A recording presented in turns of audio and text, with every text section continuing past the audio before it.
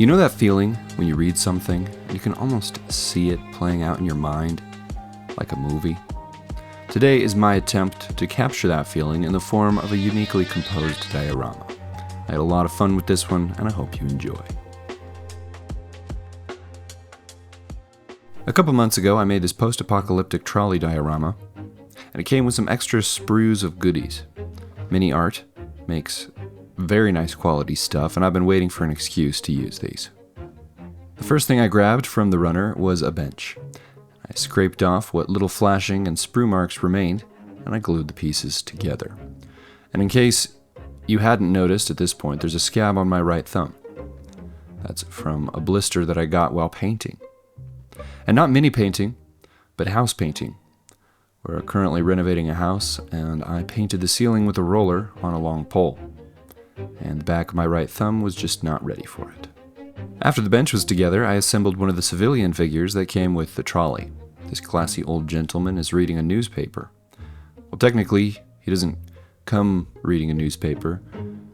One's not included, so he could be sizing up a fish or just arguing with himself. But I'm going to have him reading a newspaper. And to make that, I'm going to use some 040 styrene. I snipped a piece of that down to a reasonable newspaper size at 1/35 scale and held it over my heat gun with a pair of pliers. I burned my fingers a couple times because I wasn't being careful, but after a little bit of playing around, I got the styrene to a more natural looking paper shape. I got the newspaper glued into the hands of the man. After that, it was time to move on to the layout. A while back, I bought a cool textured sheet of paper from Tamiya with a cobblestone foam pattern on the top, which was perfect for this project. Along with the old guy and the bench, I selected an assortment of plastic items from the runners, including a metal fence and a drain cover. I glued the fence together in sections, and I cut the third piece together so that it would line up right with the edge of the diorama. I know how big the diorama is because off camera, I cut up a block of foam on my hot wire table. The other element that obviously needed to be cut to match the size of the styrofoam block was the cobblestone paper. After marking that and trimming it down, I covered both the back of the paper and the space where the paper would go with Mod Podge. This should create a nice, even, and permanent lamination. I wasn't sure if the recesses between the cobblestones would remain pronounced enough after priming, so I used a pencil to deepen each of those, which took a little while. After that was done, I glued the fence in position, prematurely for the first time. And yes, I did say for the first time because I did it twice in this project. And I pressed the drain into the paper to leave a nice imprint where I needed to cut a hole for it to fit. After that had been cut out, I tucked the frame of the drain into position, and I glued the grate in place. And with that, the foreground was done, which would have made for a nice diorama by itself, but it was time to get creative. Every month over on Patreon, I host an art challenge for my patrons. They vote on a theme, and then everybody has to make something for that theme that month. And usually I participate in making something within the theme unless I forget. Last month, they voted on mostly historical. I had a million different ideas for what I wanted to make within that theme, but one thing that helped guide the direction of this build was this Greek hoplite, which is the lower carb alternative to the Greek hop. I actually picked this guy up over a year ago and thought about using him multiple times in different dioramas, and I'm glad that I waited because this diorama might be one of my favorite to date. I'll explain my full thinking behind the diorama in just a little bit. As you can see, I removed the fence to be able to glue some rocks along the new retaining wall that I added to the back. I then prematurely glued the fence on for a second time, which made adding texture to the rocks and along the ground far more difficult than it needed to be. Originally, I was going to have this hoplite facing off against a Greek mythological creature, like a minotaur, a manticore, or Eric Bana, but in the end, I decided on a Persian immortal, which is potentially a more accurate opponent. I found this file on Cults 3D. I'm really happy with it, and I'll drop a link to that in the description. After throwing some earth texture where my Greco-Persian combatants will be standing, I did some subtle storytelling by snipping up some styrene rods and embedding them in the dirt like lances or spears. With that, the composition of the diorama was complete. I just needed the Sculptamold to cure overnight so I could paint it in the morning. Oh, what do you know? It's the morning. Before moving on to the painting, I decided to clean up the sides with a nice, clean wooden veneer. I carefully cut out the sides to match the straight edges of the foam, and then allowed for a little bit of overhang wherever there was an imperfect edge. Once those had been stuck in place, I followed that up with a Dremel to get the veneer to match the imperfect areas, line up with the profile of the landscape. Next, I hit all of the edges with some CA glue and a light sanding to tie them up nicely. After that, it was actually time to start painting. Got everyone on some painting handles and I broke out the airbrush.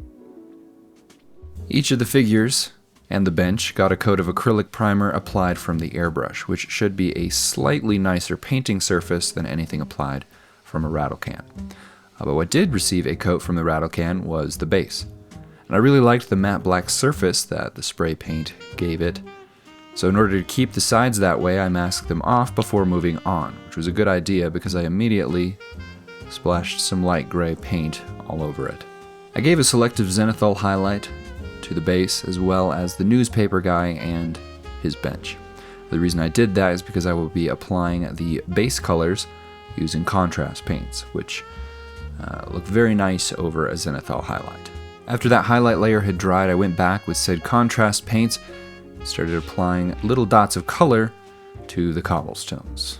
In the end, these little subtle variations in the cobblestones are not that visible, but the goal is to add little bits of realism and detail wherever we can. After the stones, I painted up the grate and the fence and all of those handles sticking out of the dirt, and then it was time to mix up some oil washes.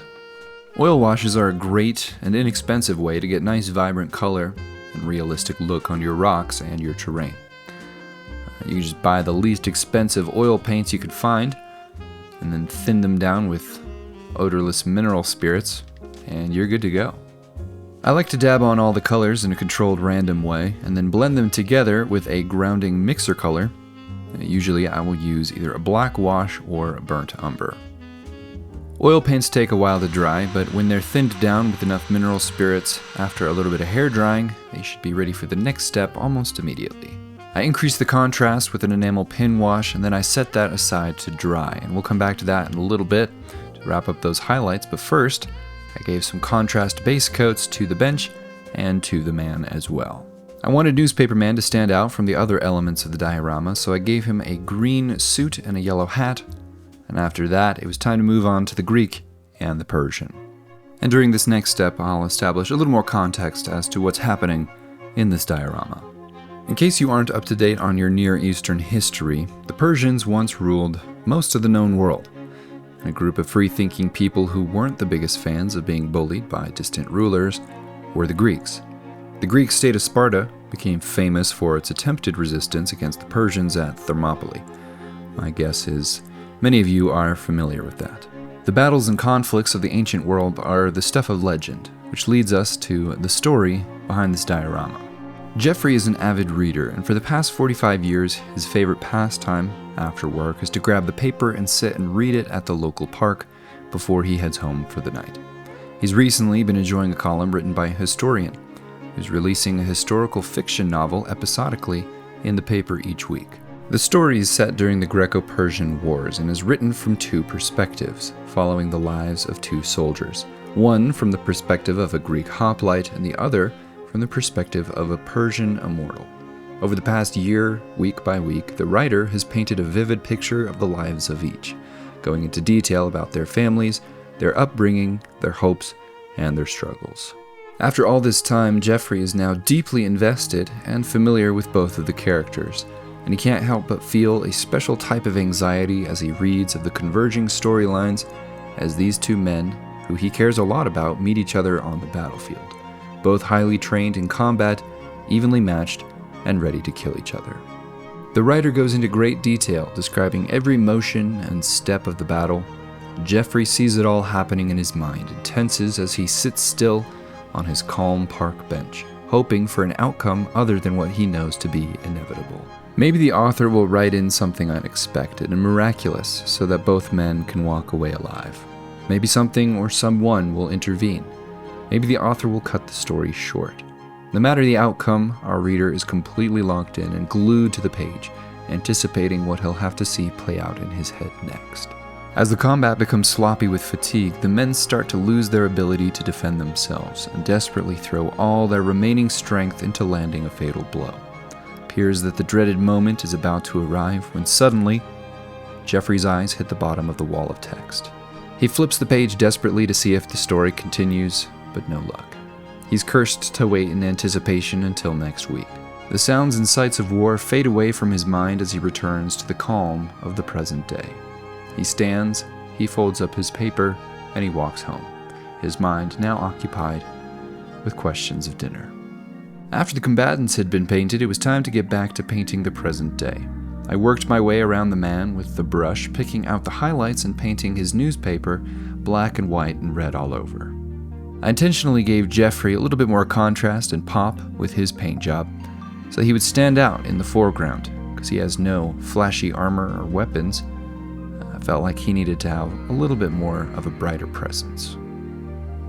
After Jeffrey, I painted the bench, and there's really not much to say here.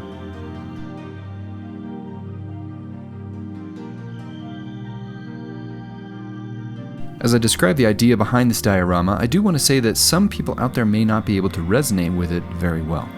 I have a good friend, for instance, who can't visualize anything.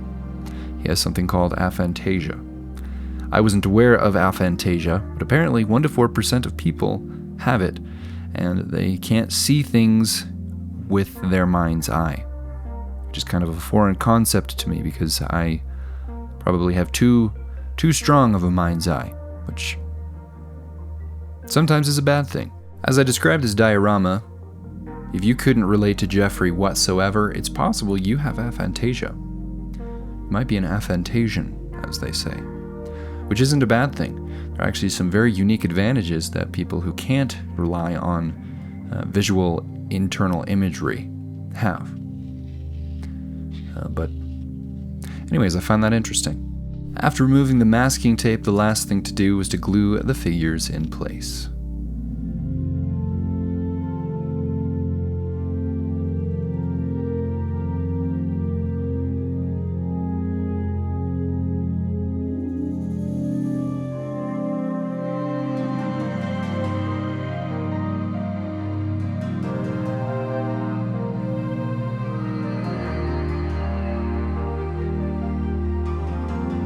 And after that, I called it good. Like I said earlier, this week is Art Challenge Week, so before moving on to my final shots, please take a moment to appreciate all the cool submissions that were sent in by my patrons.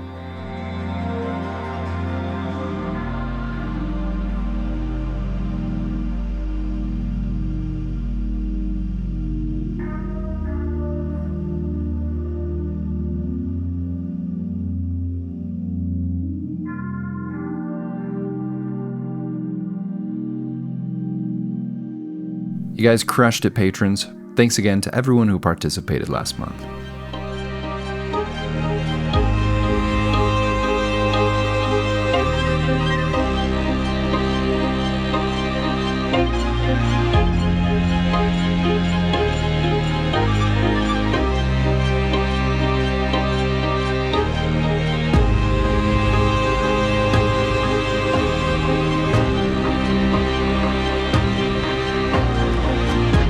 That is it for this video. Thank you all so much for watching. I hope you enjoyed. Huge shout out, as always, to my patrons. You guys are the best.